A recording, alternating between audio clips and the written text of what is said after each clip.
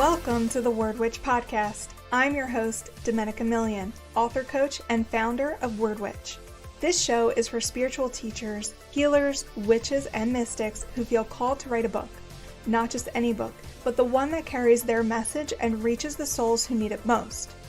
Here we talk about how to apply your spiritual tools to the writing process so that you can position yourself as the authority in your niche, expand your reach, heal through your own words, and create a passive income stream that supports your sacred work. Let's make some magic and publish the book only you can write. Are you a spiritual teacher or healer? Have you been saying to yourself, one day I'll write my book, but that day never seems to come?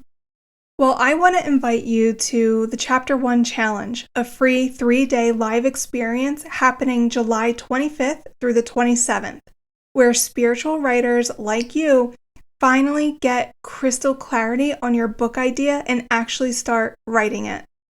You'll get crystal clarity on your book's topic and purpose, understand exactly who you're writing for, and walk away with a clear, soul-aligned path to finishing your book.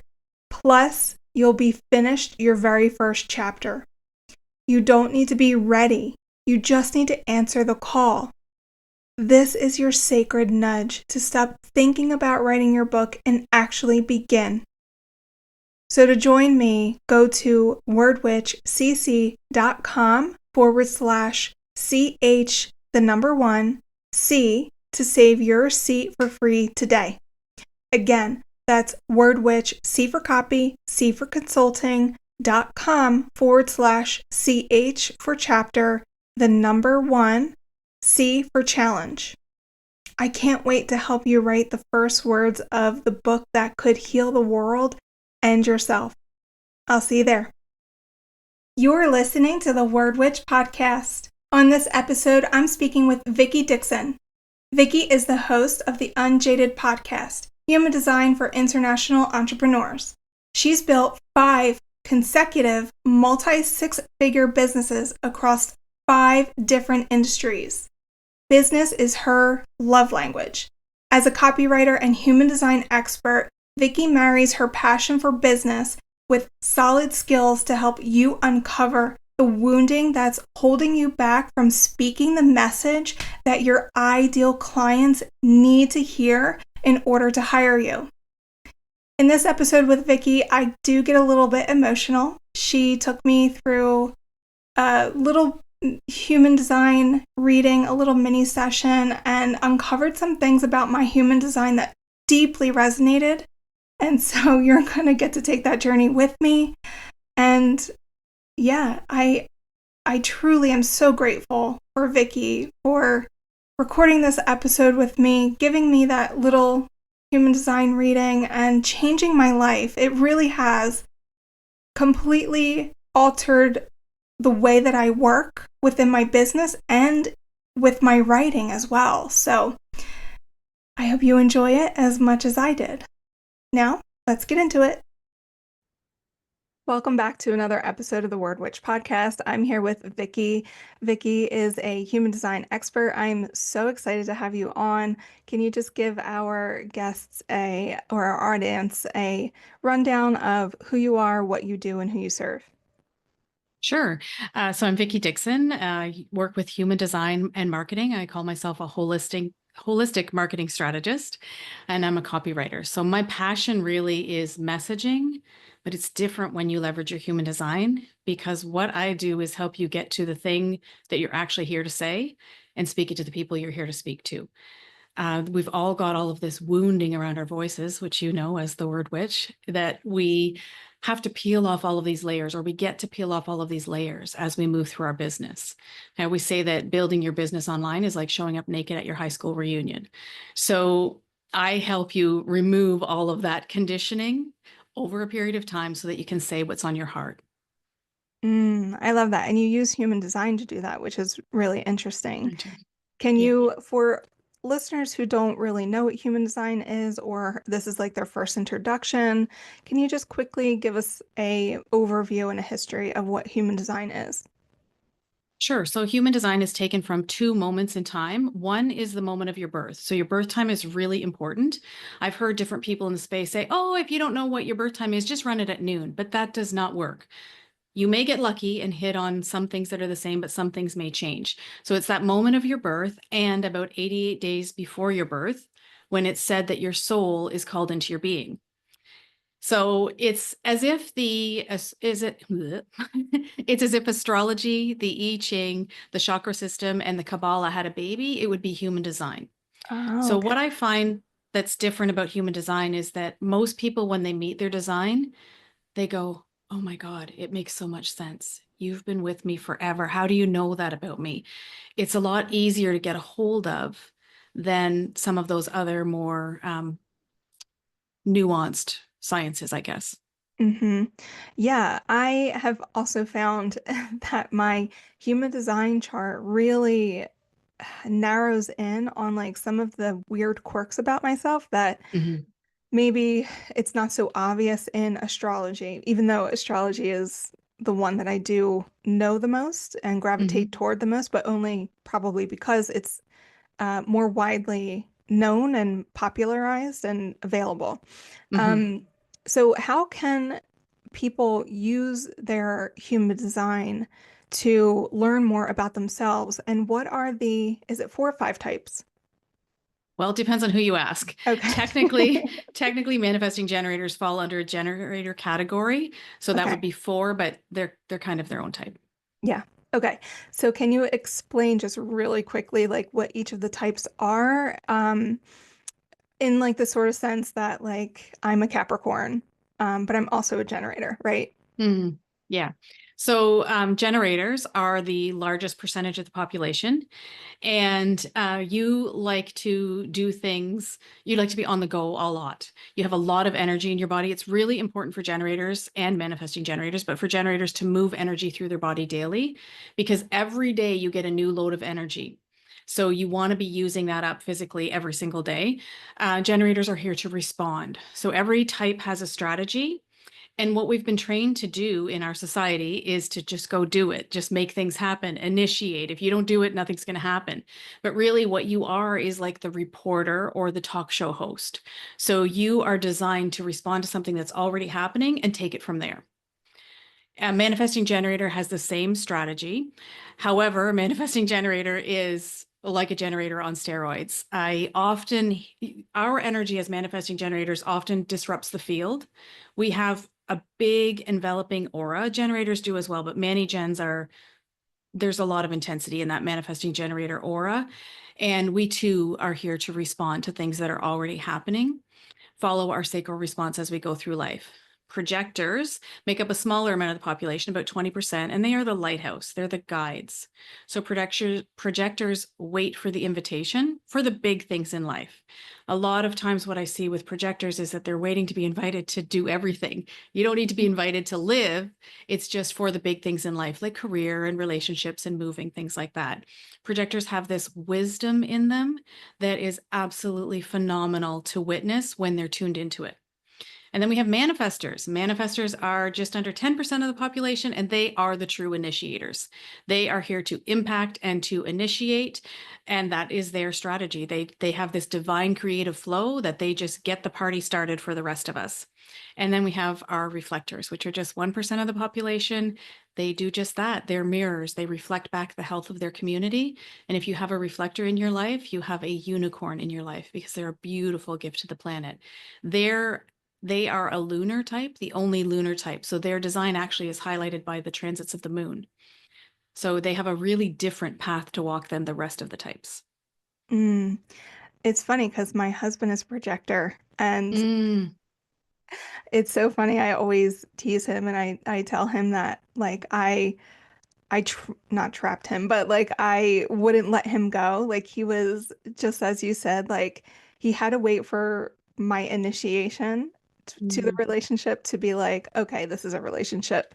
Um, and it's so interesting just finding out all of the different personality types that you can be and how, like, I'm a generator. So, like, most of the population and me have the same type. And I think we tend to like want to be the unicorn, right? It's like I want to Mm, be the reflector because hmm it's like you said, it's like a unicorn. It's like so rare and yeah, I feel like my type being so prominent in the world is like, well, how can I um make a name for myself or how can I stand out above the crowd when most of us are the same type, right?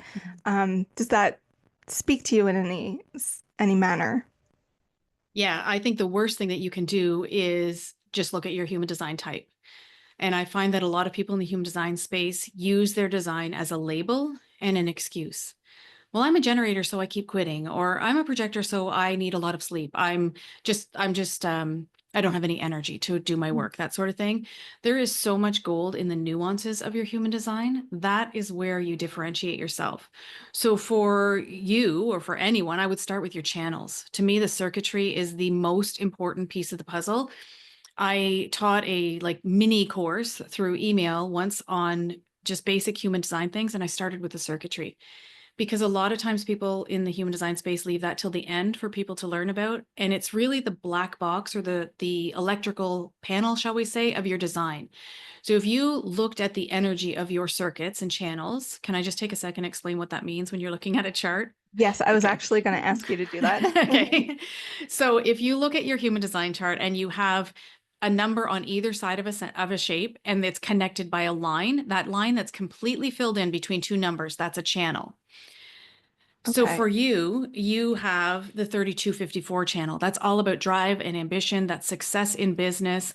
You also have the 3828, which is really highly individualized energy. That energy means that you long for finding your purpose more than anything else. It's called the channel of struggle in human design. So there will be struggle for you, but on the other side of that is coming closer to your purpose. And then you have the 360, which is all about innovation and mutation. So for you, you're here to be a change agent. Excuse me, you're here to be a change agent on the planet. Something will be born of you. And the way that this circuitry operates for you is that it's not there, not there, not there, not there. Oh my God, it's there. I got to do this. And it's like this drive to mutate, to make something better.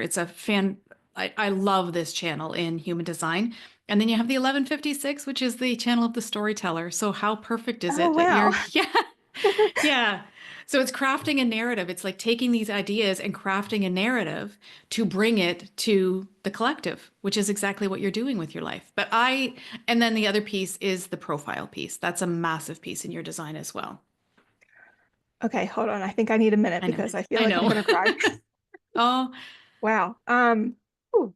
So I've never, if you can't tell, I've never had like a formal human design reading. mm, So, wow, I did not know that I was following my human design path that's kind of laid out for me.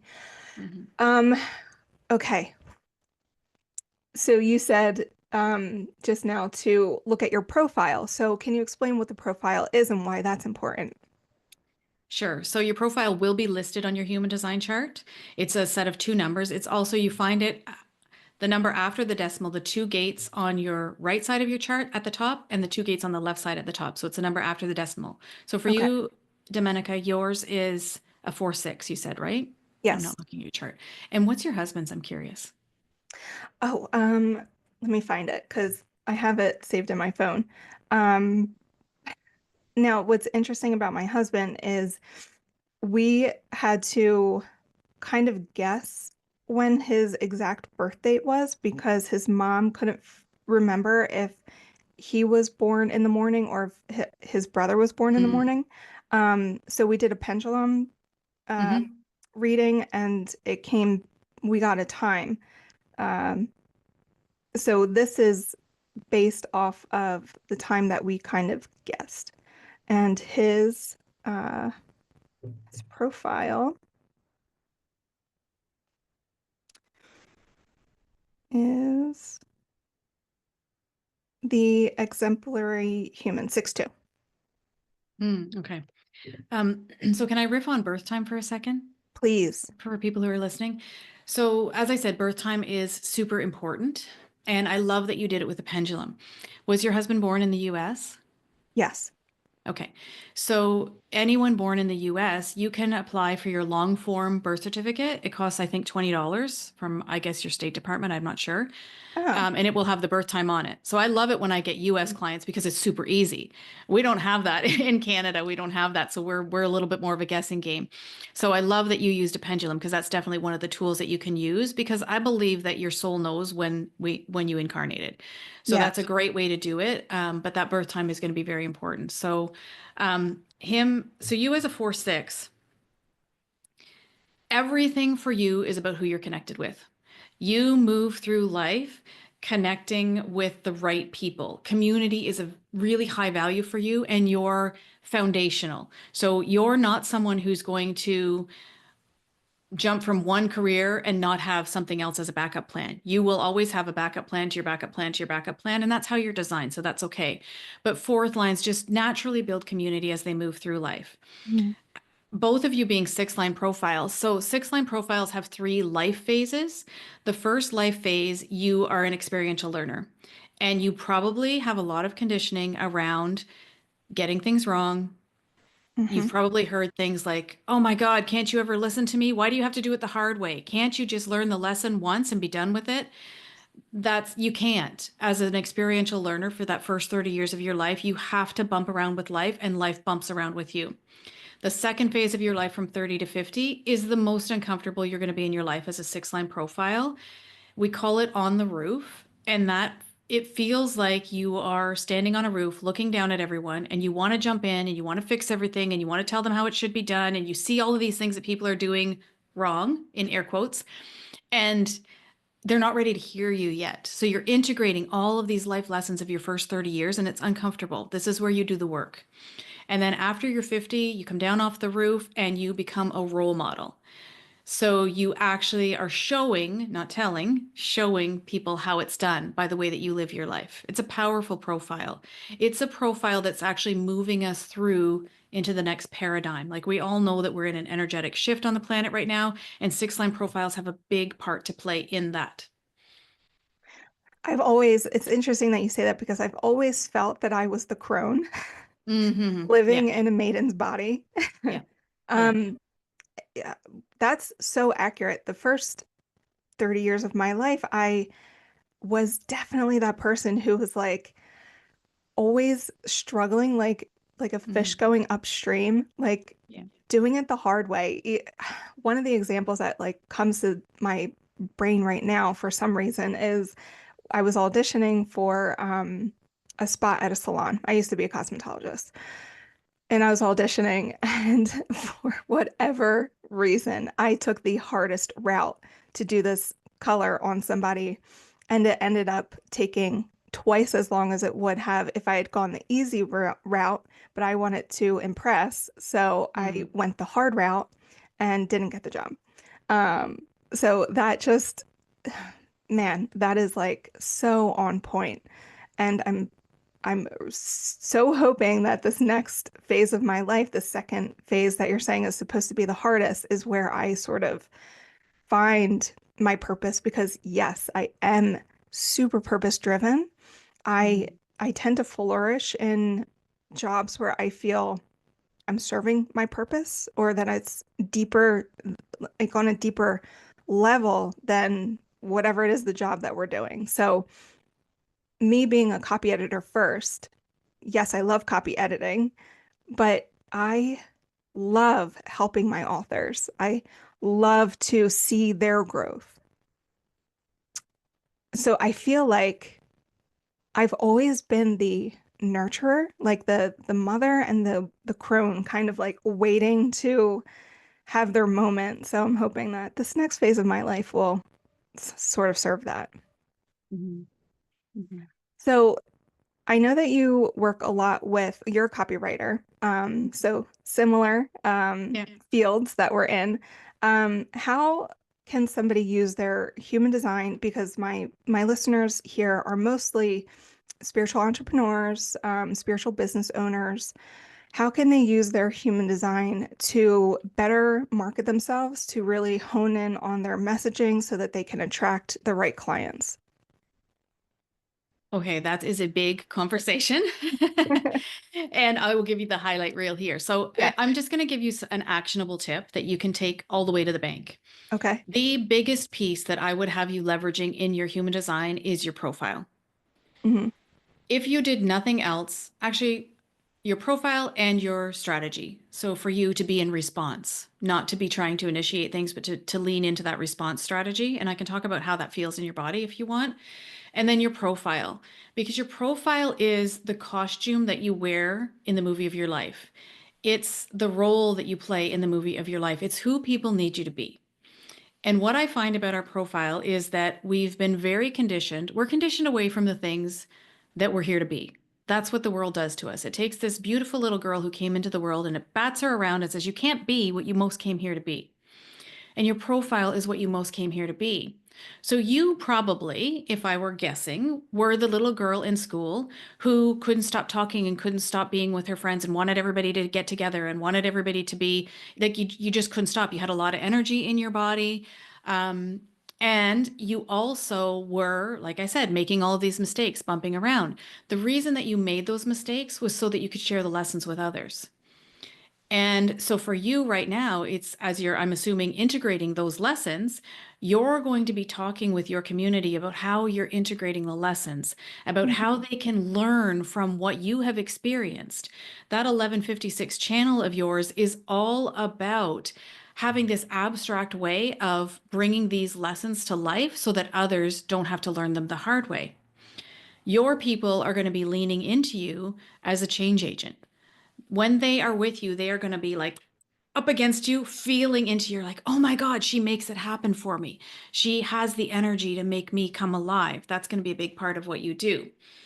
Um, so profile for me, I'm a 2-4, and second lines, we are natural geniuses, which feels awkward even to say that out loud, because that's never a good thing, right? To feel like or to act like you are really good at something. We've all been told that we need to be humble. Hmm. Um, but as a second line, you need time to hermit away in order for those gifts to be recognized, in order for your community to call you out. Well, what do you think the most conditioned piece of a second line is? That they're too quiet, that they need too much time away, that they're snotty. What's the matter with you that you can't be with people all the time? But that is where your genius actually marinates. And then your fourth line can call it out of you. The people that you're surrounded by can call it out of you. So your profile really dictates a lot about how you'll market. I'll just say one more thing about that because I know that that's getting rambly. I have abstract circuitry too that talks around the mulberry bush. So for a second line, we've been taught you have to be consistent. You have to get out in front of it. You have to be consistent. And as a second line, you're going to naturally pull away when you need to pull away. And that could be pull away from your Instagram community. That could be pull away from your Facebook group, pull away from something else.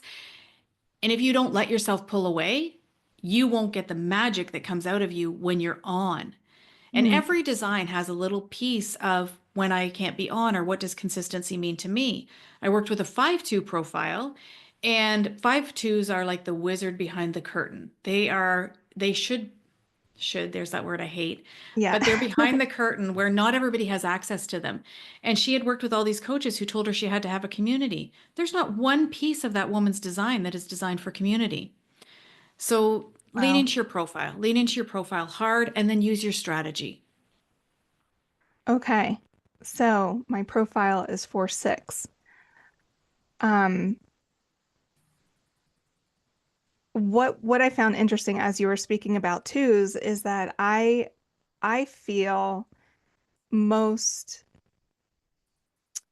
uh more often than not the hermit. Like I feel like I'm kind of the recluse who like doesn't want to engage or initiate conversation. I find it really hard. And one of my coaches has been kind of pushing me towards like doing more market research so that I can respond to what Mm-hmm. my audience is looking for instead of creating these courses that might not be speaking to their actual problem.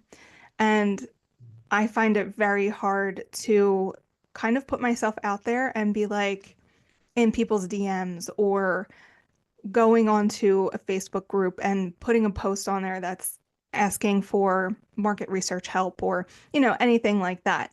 So, as a 4/6, how can I better leverage my profile so that I can create the community that is so prevalent in my chart when I feel so held back from doing that?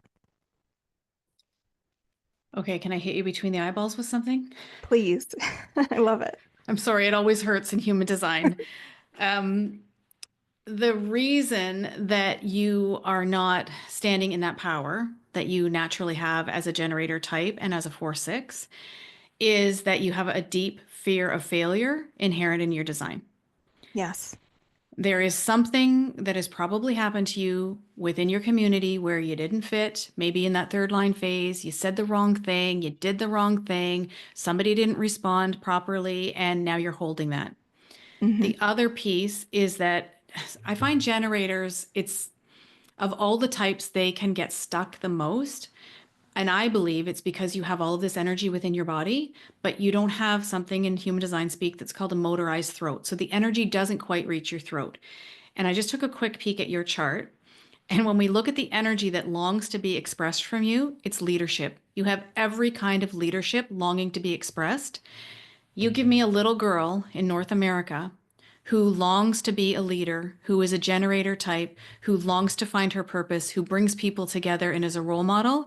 And I will show you that she has been so conditioned away from that that she cannot speak her leadership voice. Because what would the world do with a little girl who was a leader? They would tell her she was just too assertive, she's too bossy, she's too opinionated, she's too all those things. But you're designed to lead. You're designed, the energy that longs to come through your voice is authentic leadership expression. You're designed to share your experience of life, especially as a 6 line, as you move along. So that would be the reason that I would say that probably you feel that like noose around your neck when you go to speak in those groups.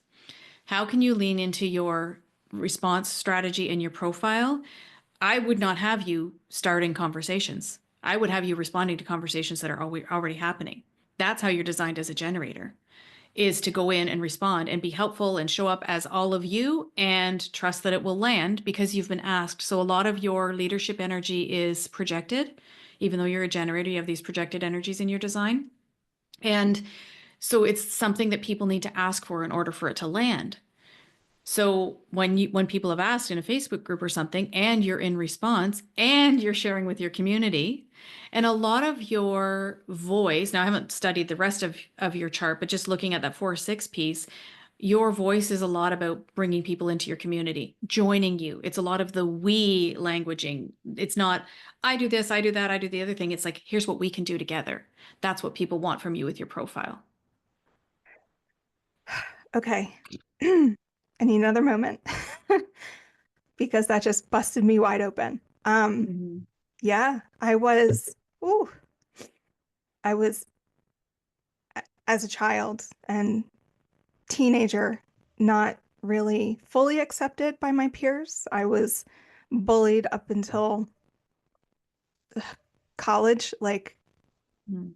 yeah, there was a lot of conditioning around like, don't shine too brightly, don't speak because Yeah. people are going to make fun of you. People are going to bully you. Oh, ah, um, so that's actually something my therapist and I work on a lot is uh, deconditioning myself from the bullying that I experienced as a kid. Um, ooh, wow. Yeah, that resonates a lot. Thank you for that. So much confirmation. I was not expecting this in this Mhm. conversation. But I love that advice for responding to conversations that are already happening. Um, I was doing this last night, just kind of scrolling through Facebook, and I came across a post and I gave my 2 cents, and I was like, you know what, that felt good. Like, I don't have to, like you said, go and initiate the conversation. I don't have to go post. I can just see what other people are saying in these other spaces and see where I can help. And it's starting to like validate a lot of the things that have been sort of on the back burner that I've been like planning on. One of the things is a free community for aspiring spiritual development writers, um, to basically come meet each other, find a writing partner, and also where I could host like co-writing sessions. So we would meet up on Zoom and just write together, sort of thing. So that's kind of validating, like, yes, I need to start building out that community through finding these conversations that are already happening with aspiring spiritual development writers. So yeah, I love that. I love that like vision in that direction. And I do have this really deep-seated desire to be the CEO of a big publishing company. Like that's Mm. kind of always been my dream. But I want as the like sort of innovator, or like I forget what you called it, but it was like a visionary. I don't want it to be the typical traditional publishing format where the CEO and all of the E-suite make all of the money, and all of the artists and the workers and the people who are actually um, in the books, like they're creating the books, editing the books, promoting the books, where it could be more of a like a more even pay scale where everybody sort of shares. So it would be basically owned by the workers. So the workers would own the means of production. They would own the wealth, basically, and share the profit rather than the profit going to the CEO. So this is like big, long-term, lofty dream. Like, don't even know how to get this thing off the ground. But all of what you're saying is just so on point. It's really incredible how, especially because in astrology, I'm a Capricorn and I have a Capricorn stellium. All of my all of the signs point towards my mission in life here. My lesson that I have to learn is career success, and it's Mm. reflected in human design as well. And I just find Mhm. that super interesting. And it's it's undeniable that this is a real science, pseudoscience, if you know that makes you feel better. But the anecdotal evidence of this being so super honed in and on point in my personality type and the things that I've experienced in life is just undeniable. Mhm. Yeah. So let's kind of shift gears into serving my community right now, which is aspiring spiritual development teachers, leaders, entrepreneurs, shamans, and gurus who want to write a book. How can they use their human design to serve that greater purpose?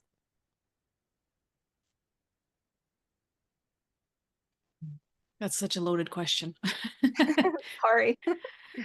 I mean, well, my personal take on it is get to that soul of who you are that you have covered up because you had to cover it up to protect yourself for your whole life. Mm. Because that's the only way you're going to write the book that you actually came here to write. And I wonder, I'm not in the publishing space, but I wonder how many people hesitate to write a book because they can't say the thing that they came here to say. They have all of these ideas for books, but then when they start to write, they kind of pull themselves back because it's like, oh my God, I can't put that out there. I can't, like, look what just happened to you with bringing up that bullying situation. You go to write a book and you start to talk about the thing that you want to talk about, and all those voices are in your head, and all of that conditioning comes back, and up goes the mask, and you can't say the thing because you're so afraid to put yourself on the line. So I think the healing process is really, really important, and human design is a big piece of that. It's not going to happen overnight. I mean, I love to do human design readings, and you saw what just happened with you in like 5 minutes of looking at your chart. What can happen in 90 minutes? But then it's the work after that to see, how am I actually going to lean into my strategy? Your strategy is going to be an excellent place to lean into for something like writing a book. The other thing that I would really ask you to consider is your environment. And that doesn't get spoken about a lot in the space, but each person has a specific environment in their human design. So that can really help you with the actually doing the thing. For me, I'm a markets environment. I need to be out and about where transactions are happening, where things are changing hands. So if I get myself in, if I'm stuck and I get myself out into a markets environment, it will just boom, zhuzh up my design and I can make things happen when I'm in response. So I know as a generator type, generator, manifesting generator, when we feel stale, we don't have things to respond to. And Mm. getting into your environment can help to give you those things to respond to. For a projector whose strategy is to wait to be invited, well, who's going to invite them to write the book? It's actually the invitation, the recognition starts with you as a projector.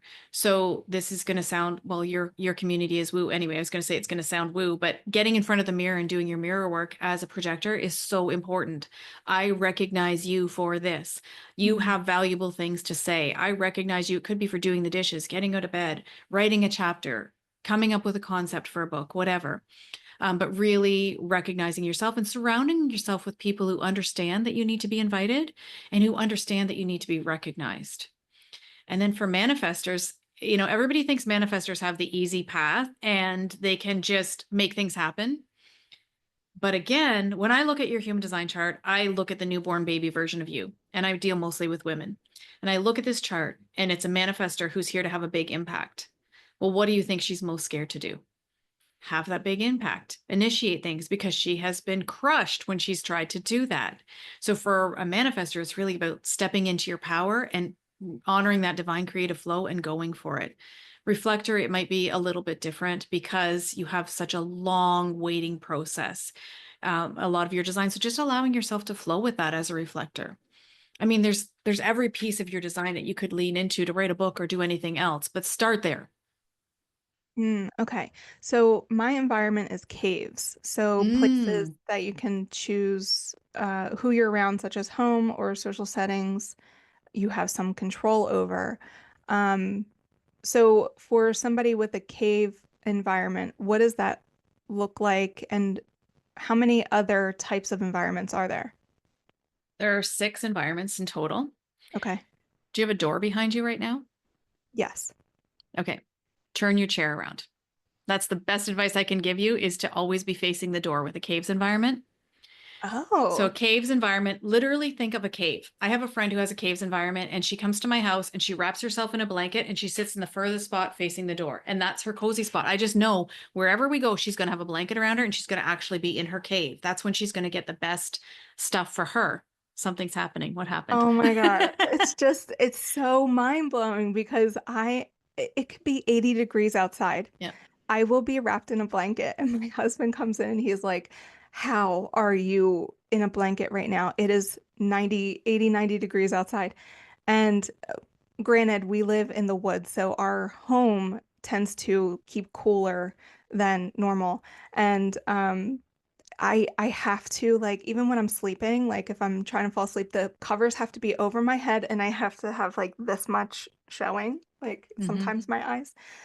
I'm just so comfortable, like hugged. I think it's Yeah. like I feel like I need to be hugged. I'm like a cat. I need Yeah. small spaces where I can Yeah. feel comfortable and cozy.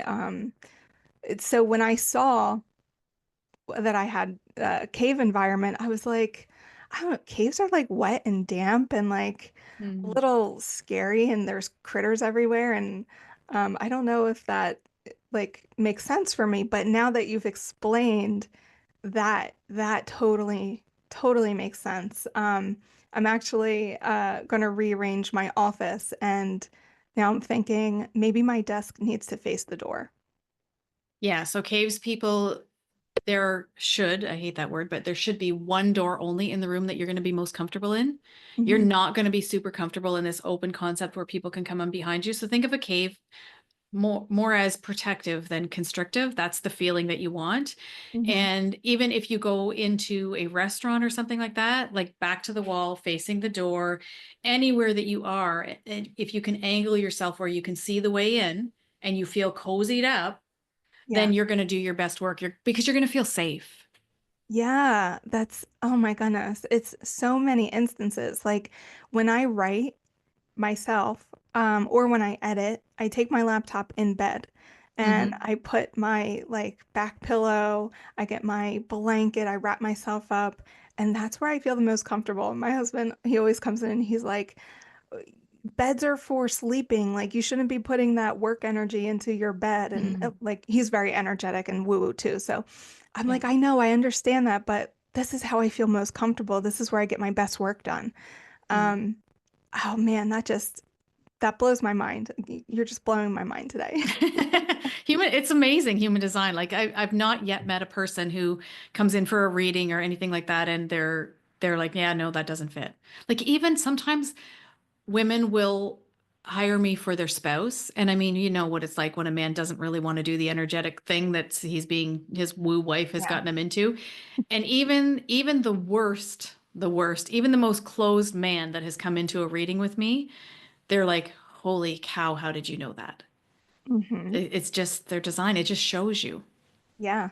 Yeah. Like, I keep talking about my husband. Sorry, but he's the closest person to me and my best friend. So we were about a week ago, we were out in Utah and Colorado because Hmm. he used to be stationed out there, who's in the military. And we went out there to go visit friends. And as soon as we got there, he started having all of these like GI issues and like he wasn't feeling well. And all of this stuff was happening around his digestive system. And I looked at his astrocartography chart while we were just laying in bed our last night. And I said to him, his Chiron line goes right through where we were staying. And I was like, when you were stationed out here, did you also experience these GI issues and these digestive issues? And your relationships with, he had like a girlfriend out there. And I was like, was that relationship this type of way? And he was just blown away. He was like, yeah, I had the same issues when I was here the first time. And he hasn't been back in like 10 years. So 10 years later, he's Mm. still experiencing those same issues in that area. And I'm like, this is how I know we're not supposed to move here. We can't have you having GI issues this whole time. Your Chiron goes right through this point. So it was funny because I actually have my Venus line goes through Colorado, where we were Mm. staying in Colorado, and particularly Boulder. We were in Boulder, and I loved the energy of Boulder, and I just felt like uplifted and like a lot of ease was happening. And we looked out of our hotel window, and Shambhala Publishing was right next door to our hotel. And Oh, I was like, wow. what are the odds? Like, it was just like synchronicities kind of Yeah. happening while we were out there. And it's just so interesting that, human design and astrology, like without astrology, there would be no human design. And so they're like interconnected. And how all of these tools using the stars and symbolism and all of these things just reflect what is happening in our life and kind of guide us on this certain path.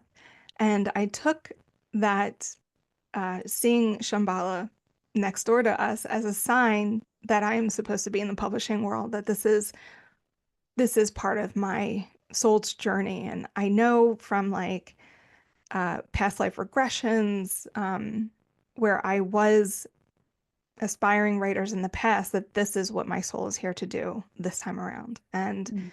to help other people get their work out. Because specifically in this one past life regression, I was a woman who was um, basically assaulted and told, no, like we're not publishing your books or whatever. So to help women in particular get their voices heard, we're only 100, maybe 150 years out from women using male pseudonyms in order to sell their books. And I admit I do have a gender neutral pseudonym, which is DM Million, but that was because my first name is so long and it's um it's an Italian name, so it's hard for people to say, I feel like.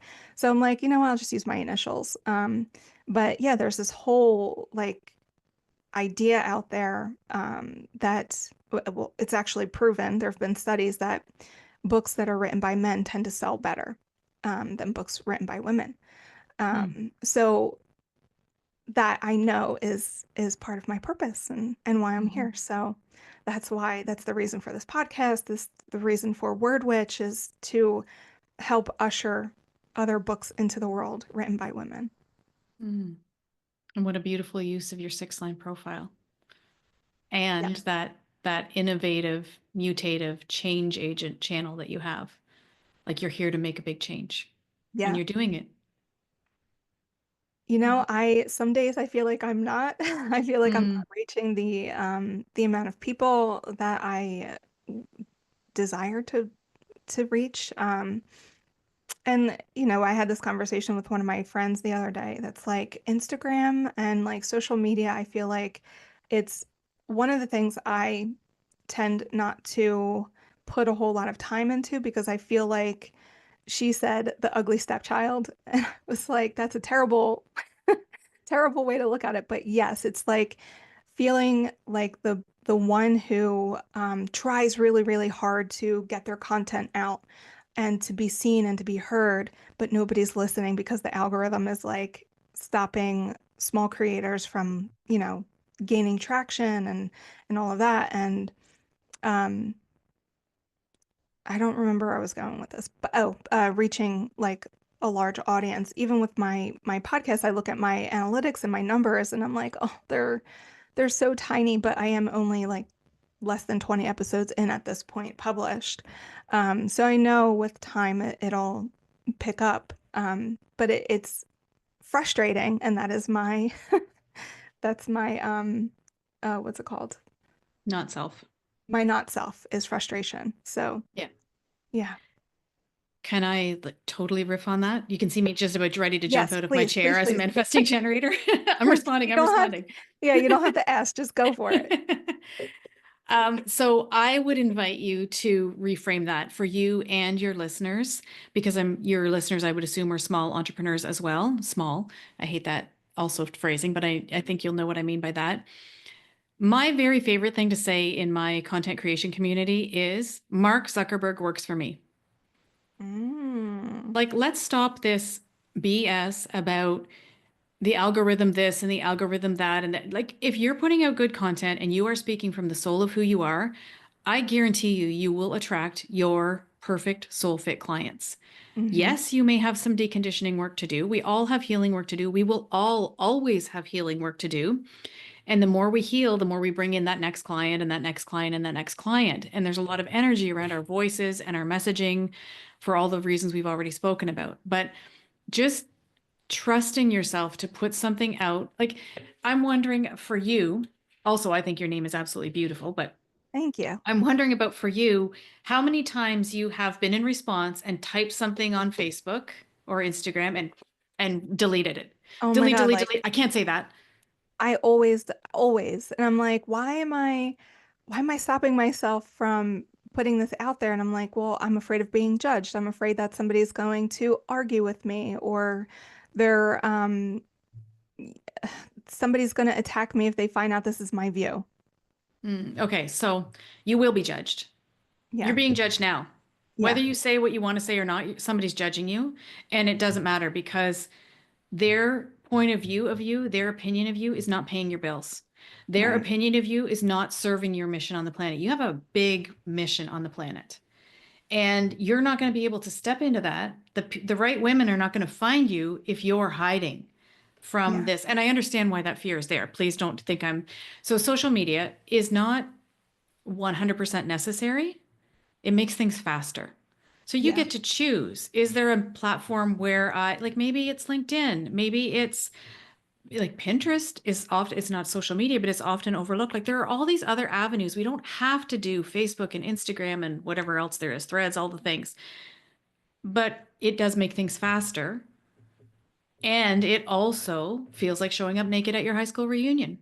Yeah. So for you, for any generator types listening, really, it's the anyone listening, any type listening. When you type something and you find yourself delete, delete, delete, delete, delete, That's the thing that needs to be said. And that's when your business and your online presence will grow, is when you actually plant your flag in the sand and say, this is what I'm here for. Mm-hmm. Sermon over. Mark Zuckerberg works for me. Just keep saying that. Mark Zuckerberg works for me. Thank you. I definitely needed to hear it. I need the reminder because it's not Mhm. something that I've not heard before. Like I have heard it from multiple other teachers and it's like I know, but then I forget. And then Yeah. I will, yeah, like this is something that happens to me often. I have a bunch of journal entries from, and oh my gosh, this is so connecting right now with my responder. But I'll see a TikTok video and I like TikTok because it's geared more towards like nuggets of education. Like I feel like people go there to learn. Um, in short bursts. And so I will be listening to another spiritual teacher talk about something and I get a download and I have to write it down. Like that happened the other day. And I was like, I should just make a TikTok right now about this and see what people, say, see if anybody agrees with me or, whatever. But then that fear creeps in and I'm like, okay, but I'm my hair's not done, my makeup's not done. Mm. Mm. I feel not ready. Like it's like I have to work myself up and I have to get myself amped up to go make this video. And that piece of like afraid, oh, and I can hear it in my voice now, that constriction around my throat because of all of the bullying when I was younger and um, stops me from doing it and from putting it out there. And also, I don't want to sound dumb. Like, what if my idea is totally off base and totally stupid? And what if I offend somebody? And, all of these different things. But all of that to say, when I hear someone talk about a topic that I'm interested in or a topic that my spirit guides are like, write this down because it's important, and I don't talk about it, then I'm like, you didn't show up for yourself again. And I feel like there's an untapped market for me on TikTok. Like I know if I just get over my fear and I just do it, that I have more potential of reaching a wider audience because TikTok's algorithm is a little bit more serving of smaller creators.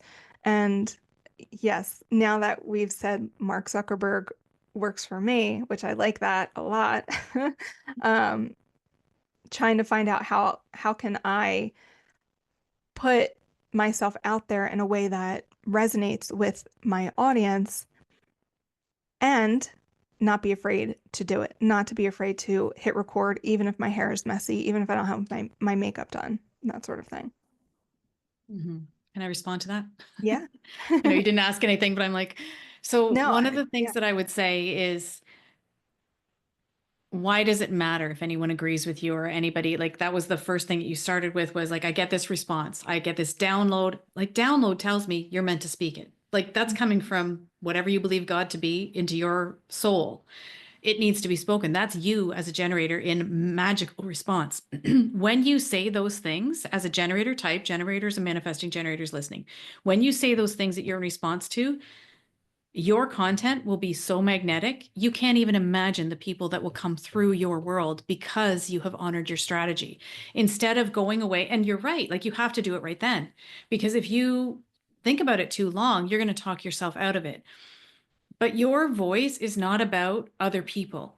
Your message is not about other people. It's about, what did my soul come here to say and do, wherever the chips may fall. And I understand that we all have conditioning around that and we're all afraid of, I deal with this stuff too. It's not that I show up naked to my high school reunion every day without fears. It's like, no, but we get to move through it because there's people waiting on the other side for you, Domenica. There's people who only you can help to write their book. If you never start that publishing company that gets more women authors into the bookstores, how are women authors going to take over male authors in the space? It just can't happen. So anyway, there was something else there, but now it's gone. But it was something around your voice. I'm sorry. I The have train a has left the very, station.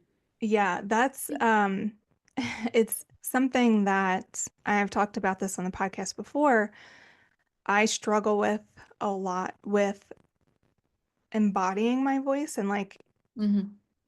the projection of my voice, the sound of my voice, it's almost like a part of me is like gripping the inside of my throat that it's like, Hmm. don't say that. And I get like gravelly and I get like this vocal fry that I'm like, that vocal fry is not natural for me. That's not how my voice wants to express. And I know that some people have like a natural vocal fry, but I can feel in my body when I'm doing it, it's not natural. It doesn't feel resonant. Um, I have a spirit guide specifically for my voice, who I I love met. that.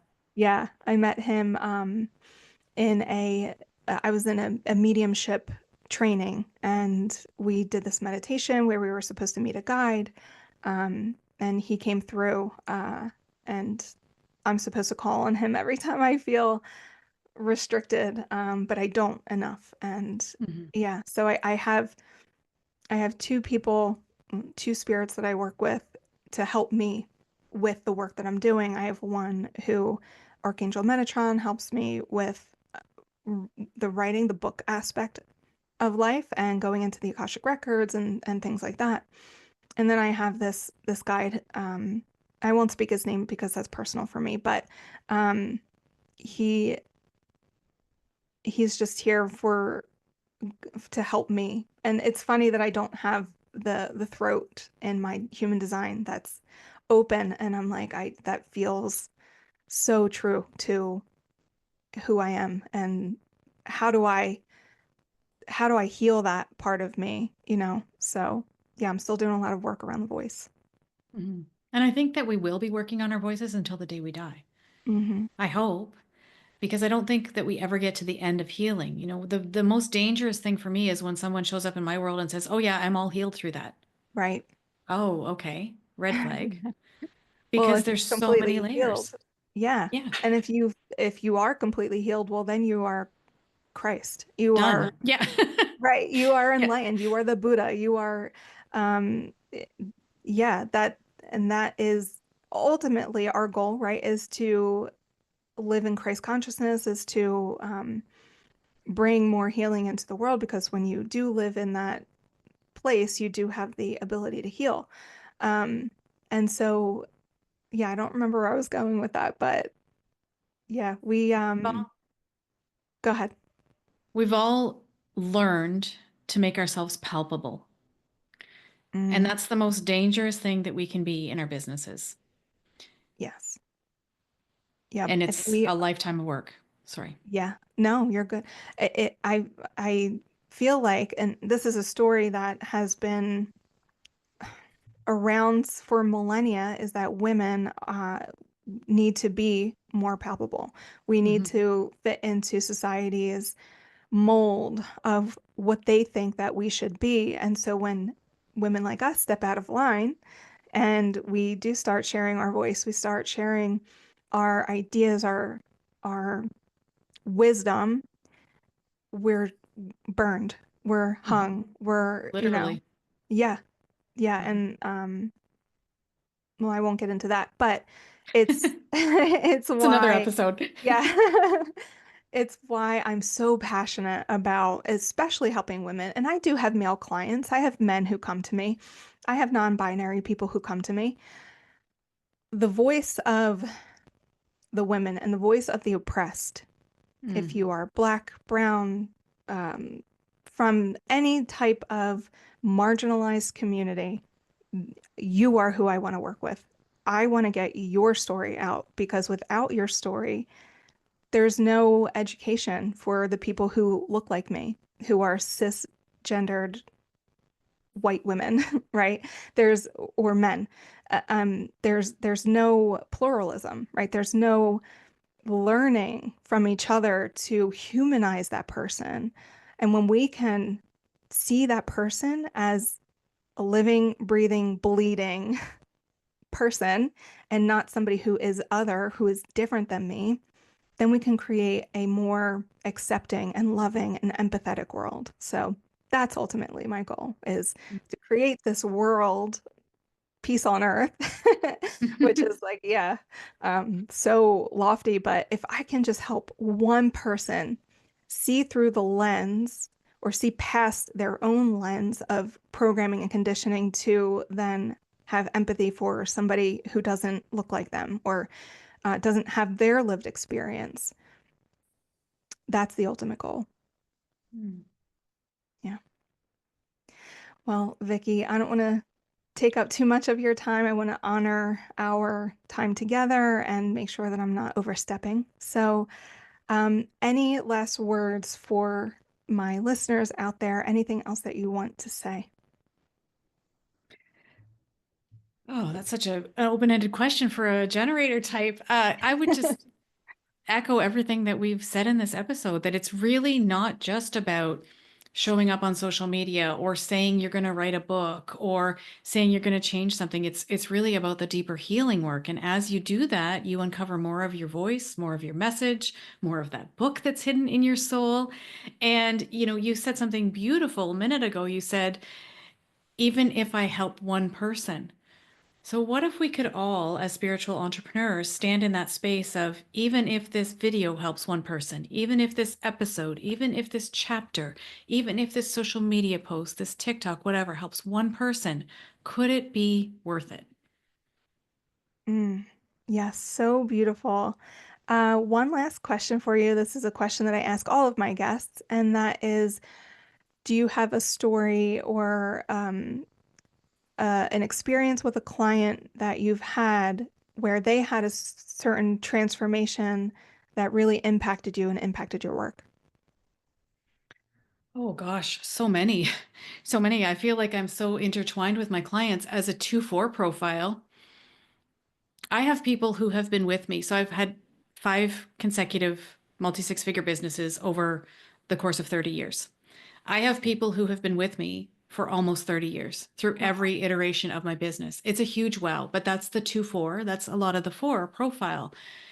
And so I have people in my life who are my people in my business, clients, who have, like, I've watched their kids grow up. I've watched their transformation, their healing through the years. And it's been a really beautiful process. Now, before I knew human design, I didn't understand that. And I remember when I came to human design, I was faced dead on with my 4th line profile because I'm so introverted that I couldn't see the community aspect. And then I looked back and I went, oh my gosh, for 30 years, I've built community after community after community. And these women mean everything to me. Like, it is such an honor to have people who stick with you in your life, especially in the business space. So I know that's not one specific story, but just getting to see the evolution of so many of these people that I would consider almost family in my business has been the most powerful thing for me. And that, again, is like my human design profile, how it shows up. That's beautiful. I love that you're living your profile and that your community is helping to validate that for you. And it is so special when people follow you through careers.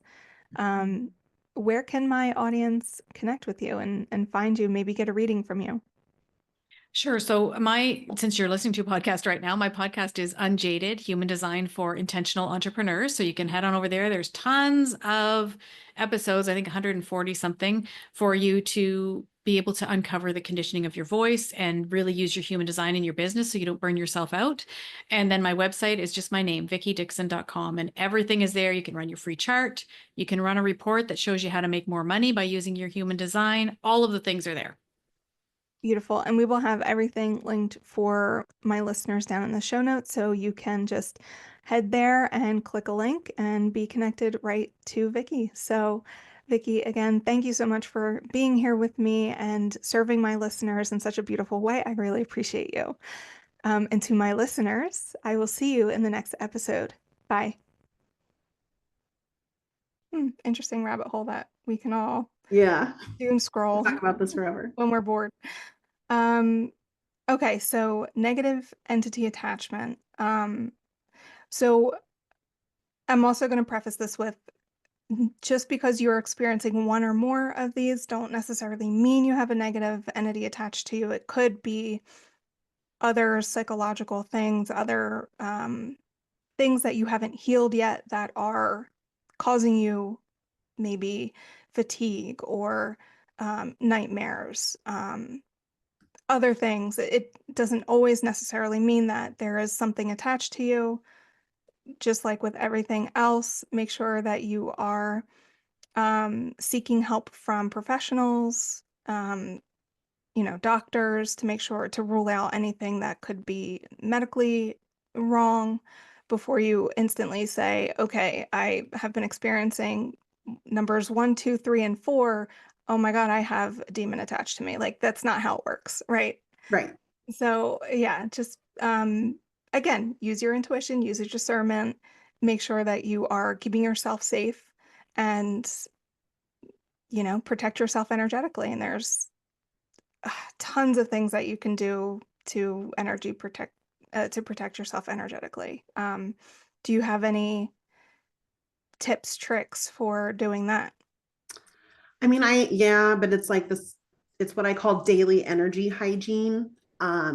Running your grounding, running your energy, which it's a whole thing that I teach people how to do, and then shield yourself. Like shield yourself, ground and shield, ground and shield, ground and shield. Yeah. Yeah, those are like the two, especially one of my mentors, Marian DeMarco. She's a medium teacher. That's like her thing is like ground yourself first, bring in the light, and yeah, protect your energy. Mm-hmm. And shield, but I guess I learned a different shield also from that alley. Hmm. It's it's like bringing light in your body and pushing it out a certain way, and it's this 4-layer shield. Because it's like if there is something like near you or in your field, bringing it into your body and pushing the light out, it's like it pushes it out as well. Okay. So just like Yeah. to kind of create some distance. Hmm. But yeah, really just grounding and shielding and just replenishing your energy, call your energy back. Mm, I that's such a good do one. those things like every day. Yeah. Yeah. The I do the it every calling. day, but not 365 days a year, if that makes sense. Yeah. Like every day, but of course I miss some days I don't get out of my pajamas. So I don't Yeah. leave my house. So I didn't do it, so. Yeah. It's like the middle path, right? It's you don't want to go to one or the other extreme because then you can go down like spiritual psychosis Mhm. routes. And you don't want to completely fall off and attract more dark and negative energies and things like that. So, middle path is probably the best. Make sure that you're grounding and protecting yourself whenever you go into an energy work session because you also don't want to have other people's things attached to you and that sort of thing. And I like cord cutting for that sort Mhm. of stuff. If I feel like a client or a student maybe um, had something energetically transfer onto me, and that could be something as simple as their negative belief or their, sorry, limiting belief around one thing attached itself to me. So if I start to feel that same limiting belief, I'll do cord cutting and just like clear that energy, make it pure again. Mhm. Yeah, so yeah. Um, where can my audience work with you? Where can they find you? I'm on Instagram at Heal with Gina. And my website is my name, ginajiro.com. And I give free consultation calls. It's called a mini session, kind of like what I did with you today, Okay. for anybody who wants to improve their self image and get rid of those limiting beliefs around what you deserve or Yeah. what you can charge or what you can do for work. Like you can do anything you want to do. You really have more power than it might feel like you have at the moment. But like we have free will, we get to do what we want. The universe is just responding to us. So like let's get you dialed in so the universe can respond the way you want it to. Yes, absolutely, because we are, and I love the law of divine oneness because that is the ultimate treat those or love that. Wait, what am I trying to say? Treat others how you would want them to treat you, the golden rule, because you are each and every individual. Love thy neighbor as thyself does not mean love thy neighbor as if as if you love them the way that you love you, because we tend to not love, or hopefully you are coming into more self-love, but we tend not to hold ourselves to a high standard when it comes to self-love. So finding that self-love, but to love your neighbor because your neighbor is you, right? Yes. Yes. So, okay, Gina, Thank you this was so such a much. great conversation. I can't wait for this episode to drop to help all of my listeners clear some of their emotions that are holding them back from achieving their true desires. So, to my audience, thank you for listening, and I will see you in the next episode. Bye. Thank you so much for tuning in to today's episode. Come follow us on social media at our handle @WordWitchCC. That's WordWitch, C for copy, C for consulting, and don't forget to hit subscribe to keep the magic flowing. See you in the next episode.